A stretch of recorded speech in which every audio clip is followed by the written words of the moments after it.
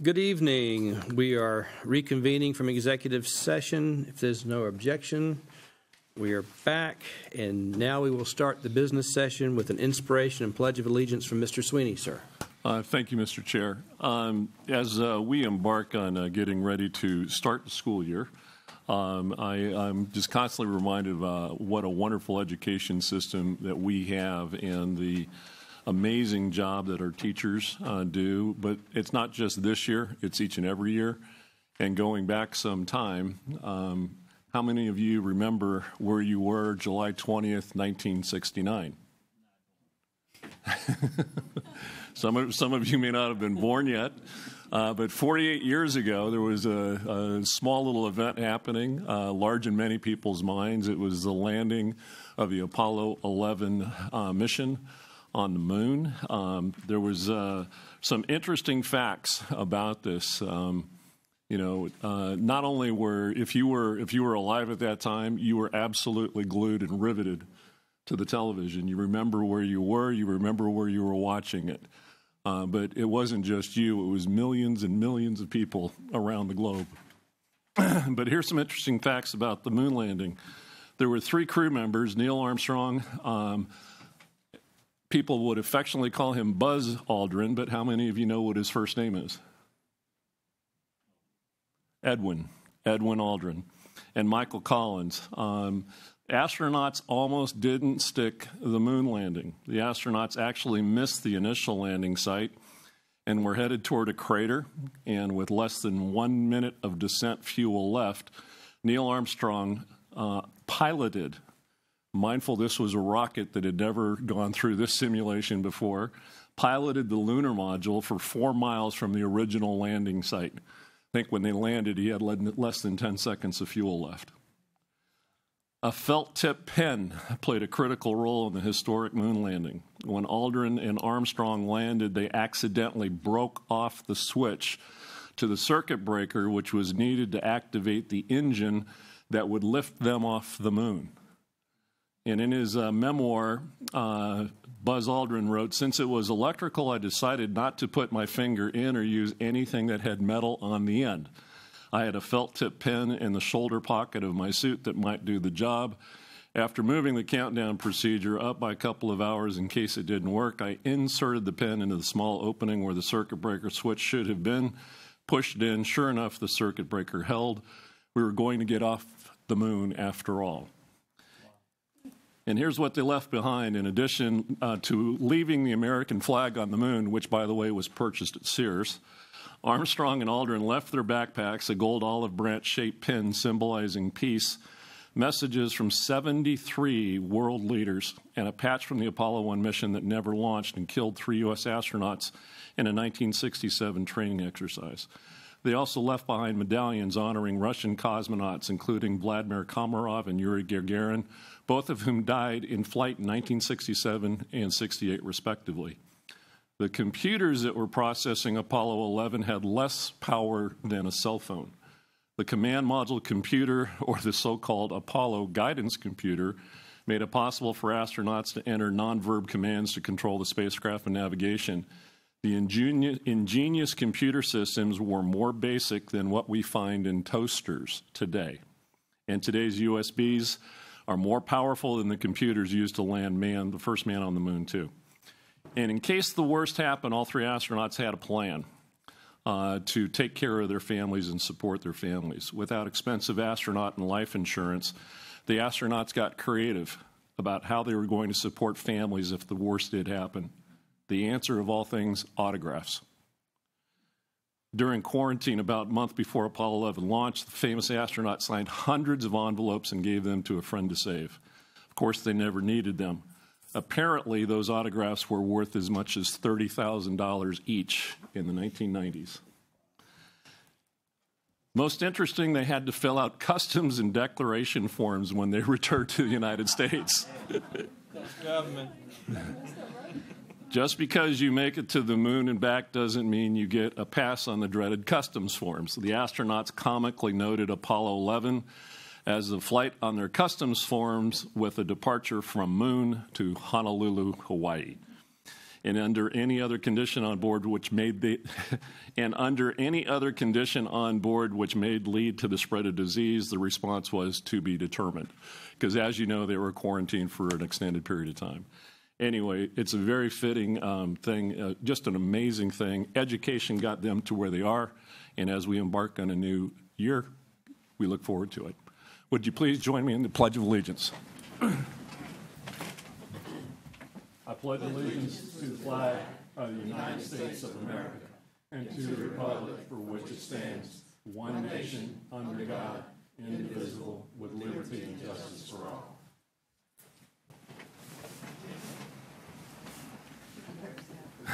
Thank you very much, Mr. Sweeney. That was inspiring, and some of us were able to reminisce. Okay, Mr. Doyle, public comment. We have one speaker, Mr. Chairman. How much time do we have this evening? Let's do 3 minutes. Our first and only speaker is Stacy Rameli, if I got that right. Okay. Who will discuss CCCEPA, which we think is Pebblebrook related. It is. It's Okay. Cobb County Center for Excellence in the Performing Arts. Thank you. I'm actually districted for Lassiter High School, but I have one child currently attending CCEPA and one who is a recent graduate of the program. First, I want to express my thanks to the Magnet program. It has made all the difference in my girls' high school experience and, countless other students. Also, I would like to say thanks for the fact that CCCEPA has been included in SPLOST 5, which parents, students, alumni, we are all very excited about that. In addition to saying thanks, I've also come to bring up a couple of thoughts for consideration. It seems that there now may only be a consideration of building a theater for the Magnet program, when what we want and what we proposed, or what was proposed to SPLOST, was for a performing arts center, which is a theater plus supporting facilities. CCCEPA has a proven record of supporting and developing talent. A complete performing arts center will enhance and support our students in even greater ways, which, through the representation, will add to positive attention to this county and to the school district. Such a facility, a theater plus supporting adjuncts, would include not only the theater, but a box office, a recital hall, a rehearsal studio, administrative suite, a kitchen, design and production classroom, a lighting lab, an electric shop, scene shop, costume shop, dance studios, and classrooms. These would all sufficiently support the disciplines that are in practice at CCCEPA. We focus a lot on performance, and we have a lot that goes behind that. And to have the classrooms and all the workshops to support that would even greater enhance our program. Many of our school district's high schools have received new theaters and concert halls and supports for their arts programs, which is completely fabulous. We have a wonderful school district. CCCEPA is this county's first Magnet program and its premier art program, and it needs the support of new facilities also. And a performing arts center needs to be supported and brought to fruition. There has been a conversation that the Earl Reese Theater, which is the theater at Pebblebrook, is going to possibly be destroyed. And Pebblebrook really needs the Earl Reese Theater because Pebblebrook itself needs that space for student programs, for band, for choir, for parent events. And CCCEPA also needs its theater plus supporting facilities. Thank you.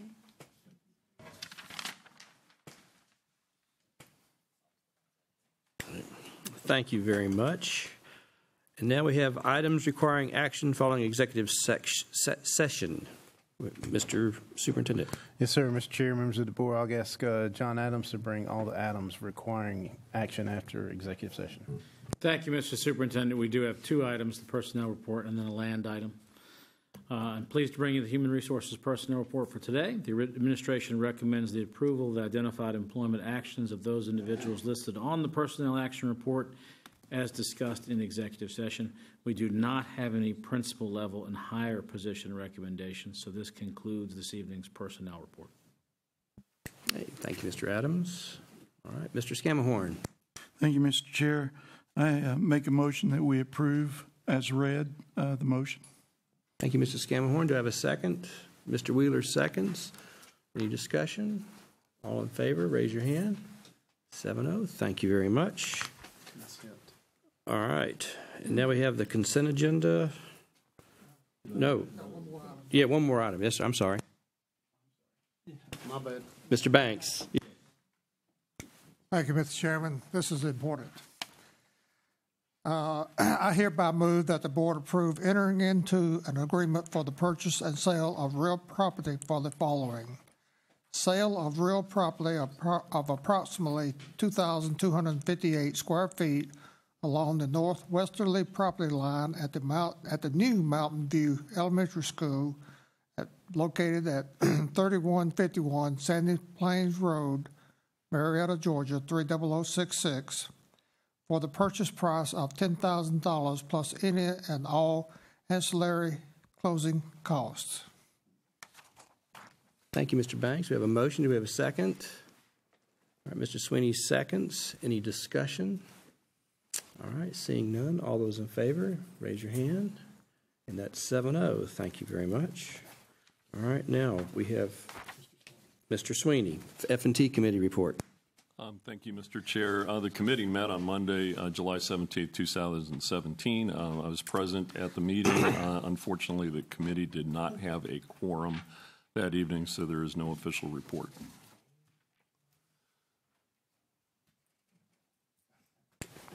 Thank you, Mr. Sweeney.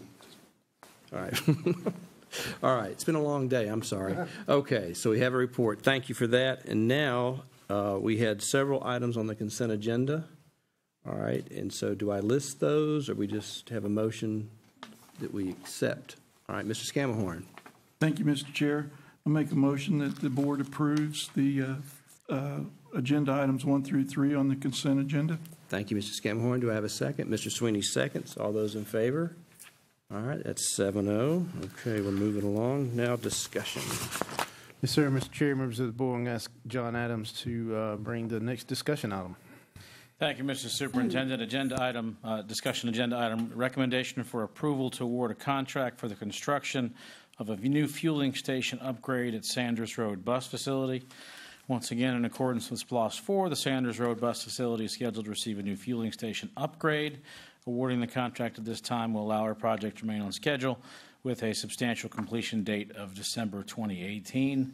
We are recommending you award the proposal to Triad Construction out of Atlanta, Georgia, in the amount of $1.269 million as listed there, budgeted out of SPLOST 4.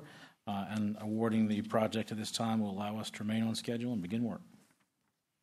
Thank you, Mr. Adams. Do I have a motion? That's in your post. That's okay. Then I make a motion as stated by Mr. Adams. Mr. Scamahorn seconds. All right. All those in favor? Oh, I'm sorry. Any discussion about the fuel tanks, the fueling center? Okay. I'm sorry. I didn't have a question. Okay. Sorry. I did have a question of how was this prioritized in the I don't know how many projects we have left in 4, but how did this come up next? And I'm not, I'm just curious. No, that's a perfectly fine question, Ms. Thayer. This is part of the buses, vehicles, and equipment line item in 4. Part of the consideration is not only, as discussed in more detail during the day meeting, logistics of going from 2 to 6 fueling stations, but also safety and then environmental concerns. The fuel tanks are going to be replaced. They have old traditional metallic tanks, and the state of the art now is non-metallic, which of course is not only safer but more friendly to any potential leakage into the environment. So part of the calculus, in addition to just expeditiousness, is also safety and concern for environmental conditions as well. So about how many major school projects do we have left in 4? I'll have to get back to you on that. I don't have that on the top of my head. Not too many major school projects. Not too many. So we're covered most of those, or have them in the process, in some stage of production? Okay. Yes, ma'am. They're all in the pipeline, and we're confident that we can get all those major projects done. Okay, thank you. Mr. Sweeney. Mr. Adams, just one of my understanding is that this modification with the additional fuel lanes is going to speed up the filling process, and potentially that's going to help us reduce our labor cost as well. Is that correct? Yes, sir. Go from 2 to 6, also changing the location to allow for better queuing of the buses that do have to wait. So that should save us potentially a decent amount of overtime. Thank you. Okay, anyone else? Are we ready to vote? All right, motion, second. We've had discussion. All in favor, raise your hand. All right, that's 7-0. Thank you very much. Next. All right, since Mary Elizabeth gave us the context of that, I'll just ask Mr. York to come forward for the next agenda item on policy IDCH. Mr. Chair, Mr. Superintendent, members of the board, the agenda item is reference to a recommendation for adoption or revisions to board policy IDCH on dual enrollment. In Section I, instructional program of the policy manual, the Cobb County Board of Education pertaining to dual enrollment, or what we now know as move on when ready. Okay, thank you, Mr. York. Any questions? Mr. Scamahorn? I make a motion that we... Yes, you want to make a motion? All right, Yes, sir. All right. I make a motion that we approve agenda item number 5 All right. as stated. In a second from Ms. Thayer. All right, now, any discussion, any questions on this one? All right, all those in favor, raise your hand. All right, that is 7-0. Thank you. All right, Mr. Chair, members of the board, I'm going to ask our Chief Financial Officer, Brad Johnson, to come forward and make a brief presentation concerning the millage rate. Good evening, Board. Mr. Chair, Mr. Vice Chair, members of the Board, Mr. Superintendent. Tonight I'm presenting agenda item number 6, which is the adoption of the final millage rate for the school district. And per the Board's request earlier this afternoon, I prepared some comments regarding this agenda item. The FY 2018 general fund budget was approved by the Cobb County School Board in June 2017. And included in this budget was a continuation of the same general fund millage rate as the year before of 18.9 mils. This means that from a millage rate perspective, the school board did not raise taxes. The Cobb County School District has a long history of keeping property taxes low. The following are several metrics. Number 1, the Cobb County Board of Education has kept the general fund millage rate the same at 18.9 mils since 2007. Number 2, the last change in the general fund millage rate was a millage decrease in 2007 from 19 mils to 18.9 mils. And we have a chart that we prepared in the last hour to present to the board that presents a visual description of what I was just describing.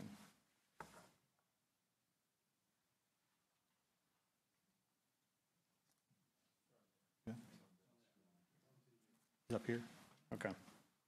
You could go down to the lower one. Okay. This chart is a reference report from the 2016 year-end CAFR. And we reviewed the CAFR with y'all in January, this past January. This chart lists the millage rates back to 2007. And I apologize for the numbers being kind of small, but concentrate in the light blue columns and the first rows, the first 2 rows. The first row is the maintenance and operation millage. That's a traditional way of saying the general fund millage. I always say general fund millage because to me it's more clear, but it's been a common thing to call it maintenance and operation millage. The second row is a debt service millage row. And you can see in the first column is 2007. So in 2007, the general fund millage rate was 19 mils, and the debt service millage rate was 0.9 mils. In the next column in 2008, you can see that in 2008, the general fund millage rate was decreased from from 19 down to 18.9. And the debt service millage rate was decreased from 0.9 mils to 0. A very important time in the school district, because in that year 2008, that was the first time in the history of the school district that we were debt-free of long-term debt. And we have maintained that debt-free long-term position since that date. Another important thing to note in this chart is that the 18.9 mils has stayed constant every year since, all the way up to, and we're proposing the same 18.9 mils in the 2018 budget. An interesting note to this is I looked at the revenues during the same time period, and it's interesting that even though the millage rate stayed the same for all those years, the millage rate was increasing up to 2009, but then in 2009, it started decreasing precipitously. And y'all will recall that's when we had the budget issues, and all school districts did in Georgia. And we went from a high of revenue of $948 million to a low of $811 million in the span of 5 years. So that is a precipitous drop in revenue during that time. It was a difficult period because during that period of time in the budgets, we knew that we would get austerity cuts. And so we planned for those austerity cuts. And even in 2 of those years, I'm not quite sure which 2 of the years it was, but we got 2 $72 million austerity cuts in the middle of the year. So that was quite a challenge. And it's to the credit of this board that we balanced the budget and kept the millage rate the same all these years with revenue dropping like that. So that's quite a chart to look at. There's a lot that goes into that chart. And if we could put the chart back up again, and if you can push it down to the graph at top, that's a line graph that illustrates, and it's a comparison of Cobb County School District, the top line, and Cobb County government, the bottom line. And there you can see where the millage rate is just constant the whole way through. And it's pretty amazing that we came through all those budget years with a constant millage rate like that. Cobb County government was fairly similar. They had a pretty constant rate as well. They had a jump in 2012, a little jump, but then they started coming down slightly year by year after that. So this is a very interesting chart, and how we talk about the millage rate and how the board has maintained this millage rate for all of these years and never increased the property taxes since 2007. That's 10 years of stable millage rate. Further in the presentation, the Cobb County Board of Education completely eliminated the millage, debt millage in 2007. So we used to have 2 millage rates, a general fund millage rate and a debt service millage rate. But when we were able to pay off the debt service, and then once the debt service was paid off, we had no reason for a debt service millage. So starting in 2008, that was very good for the school district and very good for the taxpayers. And I think the SPLOST program was a big part of that. Included in the 2018 budget that the board approved was a 6% estimate of net property value digest growth in Cobb County. And I'm pleased to present to the board today, and we presented this previously at our 3 public hearings, that our initial estimate of 6%, the actual growth was 6.48%. So again, we were very pleased to be off by only 0.48%, which means that our estimate was extremely close again, and we were easily within the range of margin of error. The district always has hopes each year that the property digest will grow more than our estimate. Specifically, we had hoped for digest growth in addition to our 6% growth estimate, but there was none because of several reasons. First of all, the age 62 and over exemption increased by 12.31%. from 90 million last year to 101 million this year. This negative impact to our property value digest was partially offset by a decrease in the Freeport exemption by 40.53%, where the exemption decreased from $24.9 million to $14.8 million. I just have a note, the Freeport exemption is an exemption where certain types of companies within Cobb County have their inventories exempt from property tax. Additionally, the car tag property tax in total, which includes both the TAVID title fee for cars on new cars and the traditional birthday car tag tax, continues to decrease. Now, while the TAVID title portion of this revenue appears to be stable, the birthday car tag tax is dropping precipitously this year by almost 30%. One comment about the birthday tag tax: it used to be that all cars were taxed using the birthday method, which was a very stable source of revenue every year because all the citizens had to pay this tax on their birthday, and we would know and have assurance that we would get this tax. But now that the birthday tax is slowly going away, we now have to rely on the TAVID car title fee, and the fee is only paid when a new car is purchased or a new used car is purchased. So a note of strategic caution for the board is that when the district encounters the next economic downturn, this could be a budget challenge. It is important to note that the Cobb County government, cities in Cobb, and the tax assessor are completely separate entities from Cobb County School District. A completely separate entity, the Cobb County tax assessor, assesses property values annually in Cobb County.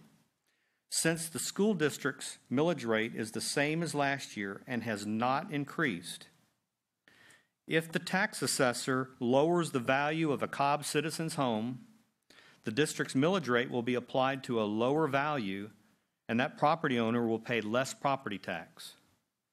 If the tax assessor increases the value of a Cobb County citizen's home, the district's same millage rate will be applied to a higher property value, and that property owner will pay more in property tax. In either case, though, the school district's millage rate is still 18.9 mils, and our general fund millage tax rate has not changed and has not increased. Georgia law currently contains a provision which was originally called the Georgia Taxpayers' Bill of Rights, which in essence states that in a year when the property value digest increases, school districts must hold 3 public hearings for citizens' input, even if the district's millage rate remains the same. Per an extremely detailed Georgia law, the district is scheduled to conduct 3 public hearings on this matter, and our schedule has to comply with their timing requirements and their wording on the advertisements in the paper. We have held 3 public hearings, 2 on July 11th and 1 today at 1:30. The district is scheduled to approve the final millage rate tonight on July 20th at this meeting. Mr. Chair, that is my presentation for this meeting, and I am available to answer questions. Thank you, Mr. Johnson. Do we want to make, all right, we need a motion for the resolution to maintain the millage rate at its current rate of 18.9 mils? Yes, sir. Right. Does anybody want to make the motion? Mr. Banks made the motion. Do we have a second? Mr. Sweeney seconds it. All right. Any discussion? Any questions at this point? Mr. Scamahorn. Thank you, Mr. Chair. Well, first and foremost, I want to thank Mr. Johnson and his staff. That was an excellent presentation. I mean, you laid it out perfectly. And hopefully, if those that can't see it tonight will be able to watch the rerun, you know, on channel 23 or 24. What channel on Comcast is? I think it's 23, but I'm not sure. It depends on your cable provider. Is it 24? 24. Okay. And on channel 24, that those that missed part of it or all of it were distracted. Excellent. I mean, I wish I could say somebody could do better. But the last comment, I want to drive home the point. Cobb County School District and Cobb County government, the county government, are 2 separate entities, and we do not influence one another as far as our needs and our overhead. And you agree with that, right? I'll add one thing to that. Okay. They are separate entities, and they each establish their own millage rates, and they are completely separate from all the others. Okay.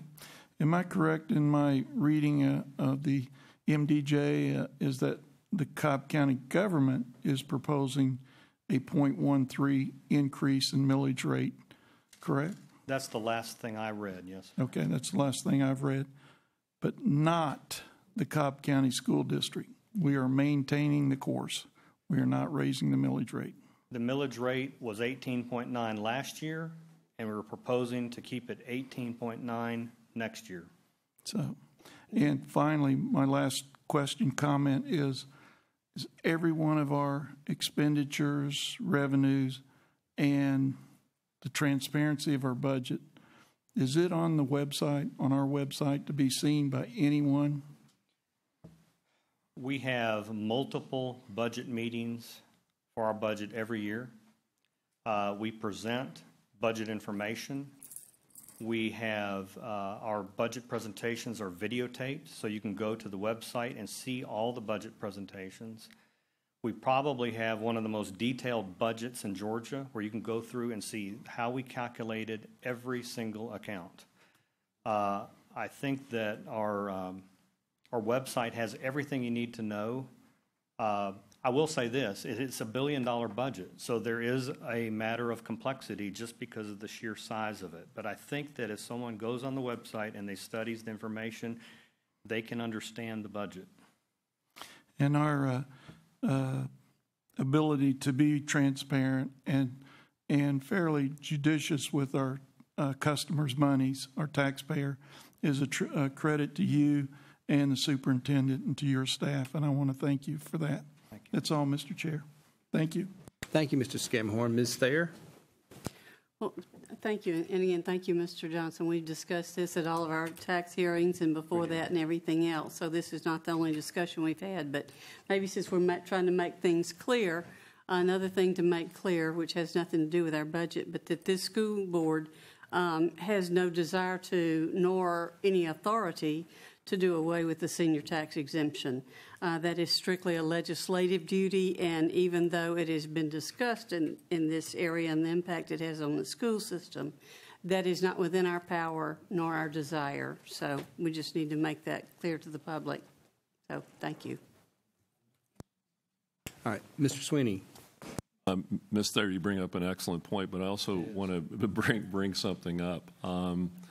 The senior, and I agree with you, first of all, that this board has never taken any action suggesting a removal or anything of the kind with regard to the senior tax exemption.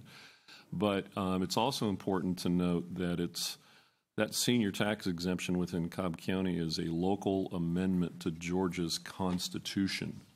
So changing that, it's not simply a matter of a legislative change. Truthfully, it would actually have to be something that goes through the Capitol. Therefore is presented to a ballot to Cobb County voters who subsequently would have to vote to disband the senior tax exemption. So it's a much more complex process. This board has no authority to make that go away. Is that correct? Council, is that correct? I do have some other comments.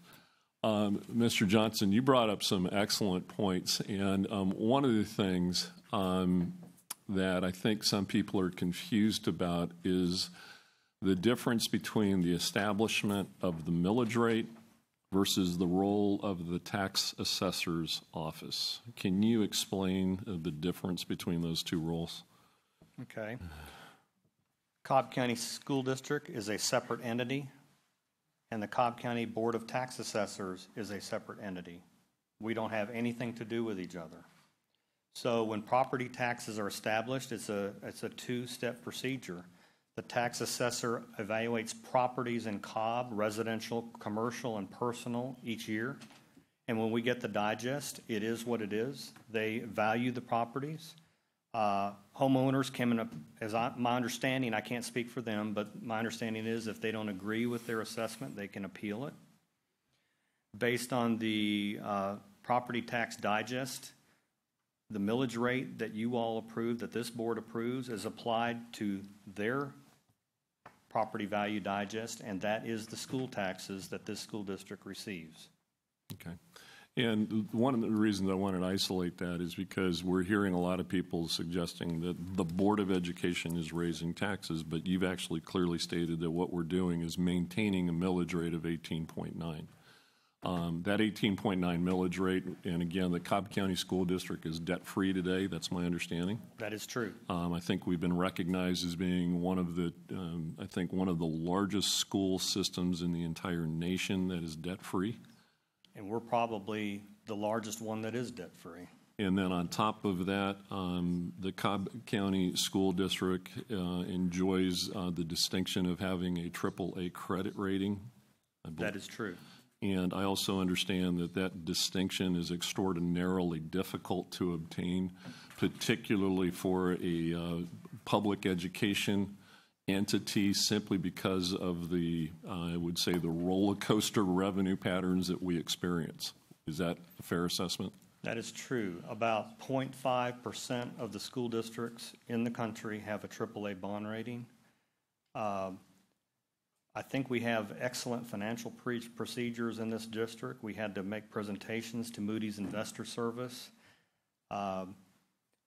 There are school districts that have more fund balance than us, but we handle our money a certain way, and I think they understood that.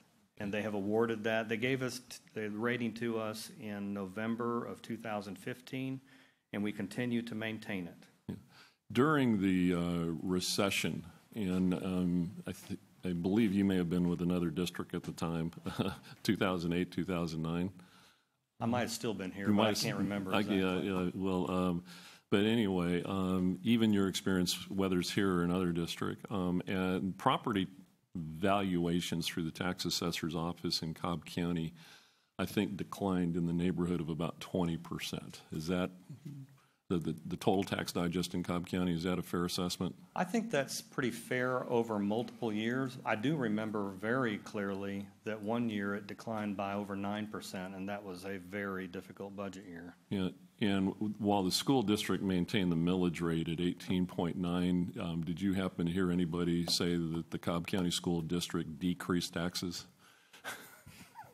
No, I mean, the inverse of the taxpayer Bill of Rights would have been to say, let's raise the millage rate so that we have the same amount of revenue as the year before, but we did not do that. And that's the point I'm making, is that we actually chose to maintain the millage rate and then ride out that challenging, multi-year period. And the other thing that happened, of course, is that as the values began to rebound, it takes a larger percentage increase in valuation increase just to get back to where you were before. Is that a fair assessment? That's true, because we dropped about $140 million over 5 years in revenue. And then on top of that, we've also experienced enrollment growth. That is true. We've experienced greater costs as far as the operation of the school district. Is that correct? We have generally maintained the extra costs that we've had to absorb, like step increases, the increase in number of students, increases in utilities. I'm not quite sure, if I look back on it, how we did do it. It was very difficult. Well, and where I'm going, and like just this year, for example, the governor says, okay, I want to give a 2% increase to teachers, and that all sounds wonderful, and there's not a member of this Board of Education who wouldn't like to be able to give 2% increases. And yet what's left out of that discussion typically is that that's only the state-funded portion of the salary schedule. Is that correct? That's correct. When they say it's 2% raise, they're saying they're giving a 2% raise on the state salary schedule. We have our own salary schedule, which is higher than the state. If I try to convert that to our salary schedule, the state money would yield approximately a 1.6% raise. And then when the state salary schedule is adjusted, is there any adjustment that is made for the additional cost and the burden of employment taxes, for example, or does that burden fall exclusively to the district? It's essentially falling on us. Yeah, so that basically reduces, it comes out of the local funds. Correct. Okay. And then in addition, we understand that there's greater mandatory contributions and these are mandated by the state, for increases in teacher retirement system contributions. Is that correct? That's correct. Our increase in cost for there was $15.5 million. Okay. And then in addition to that, it's not just that, but also there's an increase as far as certain medical benefits are concerned, or I should say benefit programs in total. So, and what was that increase? And again, that's mandated by the state. That's not mandated through the district. The health insurance increase was $3.6 million for a half a year, so we'll have to handle that in the budget next year to annualize it. All right. So the offset, and back to the teacher situation. So the teacher's salary increase in the step schedule at 2%. How does that compare with the additional mandated costs that we are incurring? Is it almost a wash? The additional costs that we incurred about $47 million in new revenue this year. But when you take into account the increase in TRS with $15 million, and I'm trying to say this from memory, the increase in the step increase for us at $12 million, the increase in health insurance costs of $3.6 million, we had to, when we balanced the budget last year, we used $10 million in fund balance, so we had to annualize that this year, so that was $10 million. We also added $4 million in additional personnel last August, so I had to annualize that.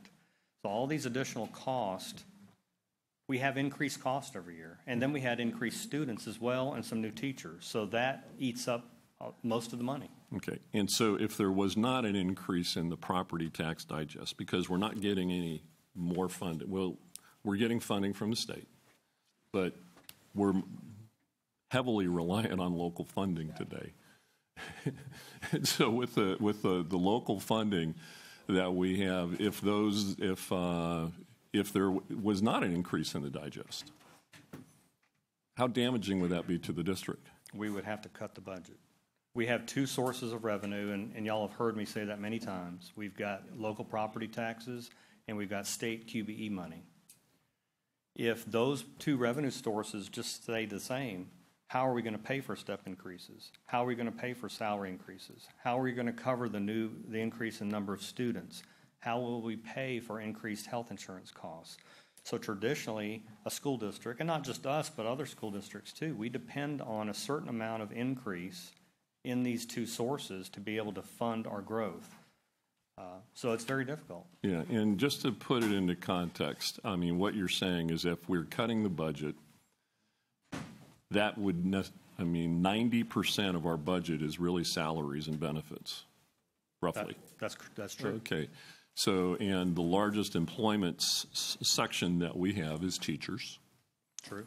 Okay. So if we're cutting the budget, we're essentially cutting teachers, and that would impact classroom ratios, student-teacher ratios, and so forth.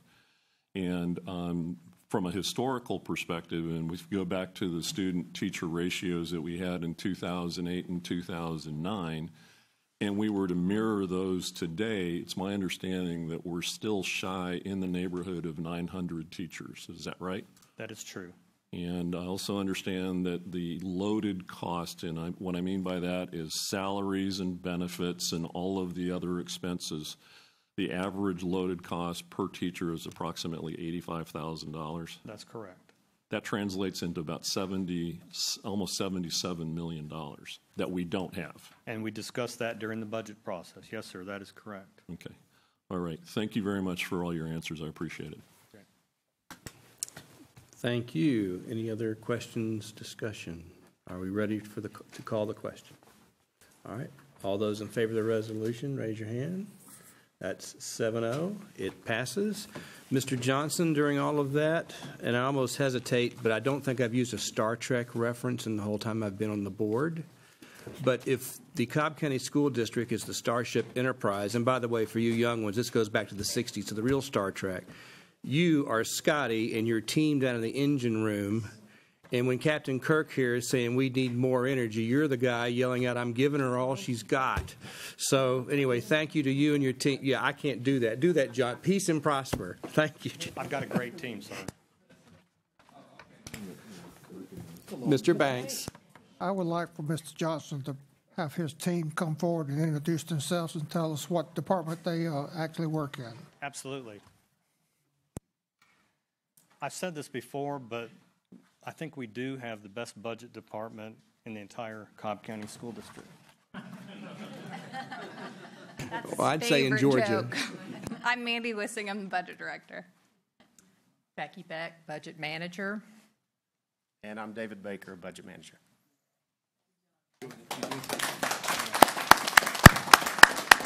Thank you all very much for the job that you do. Okay, with that, I believe it's time for board member comments. So why don't I start with, it's not time, or you don't have anything? Okay, Mr. Wheeler's good. Mr. Morgan. Yes, thank you, Mr. Chair. I just want to recognize we have a state representative in the audience. Stand up Representative Erica Thomas. I'm saying like I don't know her name, right? She represents the South Cobb area, so I want to make sure that I recognize her coming out to the board, coming out to our board meeting. And that concludes my comments, Mr. Chair. Thank you, Mr. Morgan. Mr. Scamahorn. Thank you, Mr. Chair. And just real quick, and you can say, I was going to bring up the Sandy Plains Post Office unless you're going to do it. Okay, thank you. Well, let me start off with Skip Wells, the young Marine that was killed in Chattanooga in 14. He has had several accolades posthumously, and one was about a week and a half ago, I lose track of time, where the Postmaster General and through the efforts of then Representative Tom Price took some quite a while doing, but they named the Sprayberry Post Office after or in honor of Lance Corporal Squire, nicknamed Skip Wells, on Monday, July the 10th, 2017. Skip has been honored because during the attack during Chattanooga, he was trying to warn everybody else, and of course got into the line of fire. So rest in peace, and thoughts and prayers to the family. Then real quick, I don't normally mention this in the month, but just to let everybody know that we are only in July, and of all the police officers that have been injured and or given their lives for their community in the line of duty, there to date this year, there have been 14 K-9s that have given their lives for the officers. And of course, besides being invaluable in many ways, that's one of the reasons why they're there, is so that they can save their handlers' a life if necessary. Then finally, since last we met in June, Trooper Ryan Matthew Albin, Illinois State Police, end of watch, June 28, 2017. Police Officer Miguel Marino, San Antonio, end of watch, June 30th, 2017. Police Officer Robert J. Johnson, Northville Police Department, New York, end of watch, July the 4th, 2017. Detective, I may not be able to say the name, is Miososis Familia, New York City Police Department, end of watch, Wednesday, July the 5th, 2017. Trooper Joel R. Davis, New York State Police, end of watch, Sunday, July the 9th, 2017. And finally, Trooper Michael Paul Stewart III, Pennsylvania State Police, end of watch, July the 14th, 2017. There's far too many just in the last month, and I don't even want to count to year to date, but as I say each month, please keep your thoughts and prayers in mind for these families. And we lost a great deal of community leaders that contribute to our society. Thank you, Mr. Chair. Thank you, Mr. Scamahorn. Ms. Thayer. Thank you, Mr. Chastain. I'd just like to welcome all of our new teachers to our system, the best one in the state and possibly in the nation. We know you're going to add a lot to our system and make us even greater. And to our veteran teachers, welcome back. Thank you for making us the system that we are. To our principals, thank you. You're the backbone of our system. We appreciate everything that you do and look forward to another successful school year of working with you. So thank you very much. And our central office staff, thank you for continuing to make us a successful one team, one goal. We appreciate that very much. Thank you. Thank you, Ms. Thayer. Mr. Banks. Thank you, Mr. Chairman.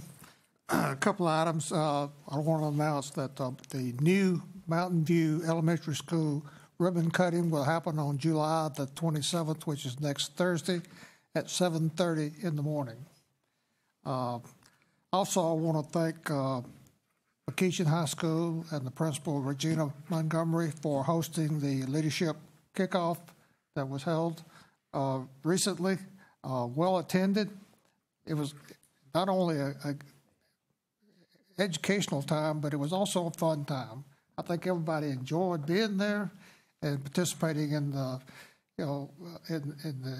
what the superintendent had to say, and the superintendent did say a lot. So I do appreciate it, and I enjoyed meeting some new people and meeting some people that haven't seen in a while. So thank you, Mr. Chairman.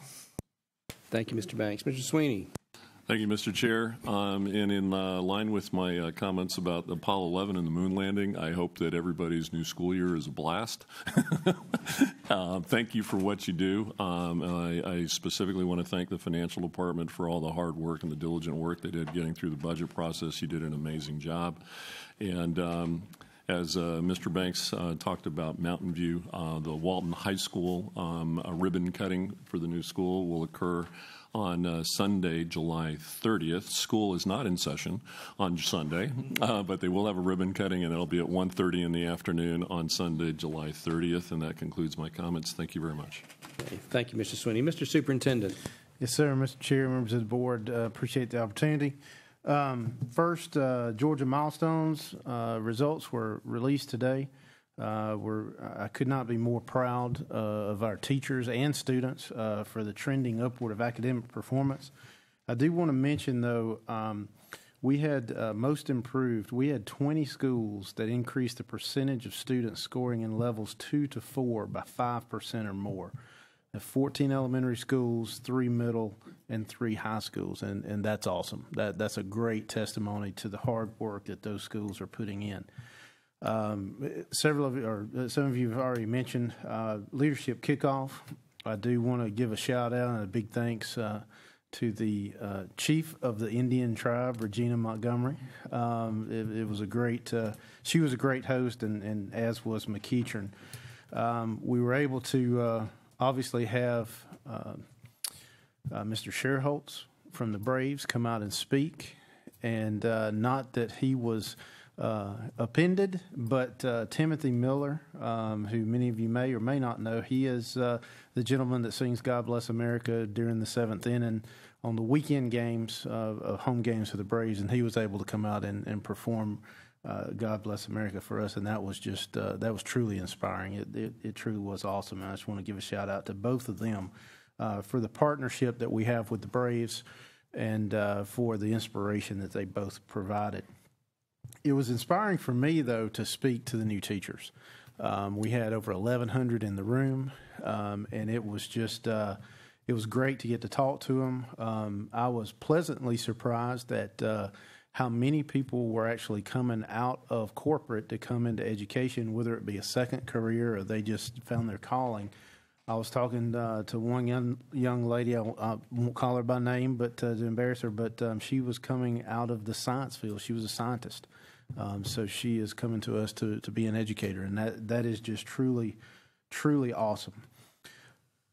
And you've already mentioned Walton, the ribbon cutting, and Mountain View ribbon cutting. Those two schools are just truly amazing. I want to appreciate all of those that played a role. Obviously, construction is at the tip of that spear, but all of the maintenance technology, all of those people that played a role in getting that school not only built but opened. And I would encourage each of you to, if you haven't seen either one, to go take a look, because it is truly inspiring to see the great facilities that we are privy to because of SPLOST. And that's just, I can't give enough shout outs to our employees and the community for passing SPLOST.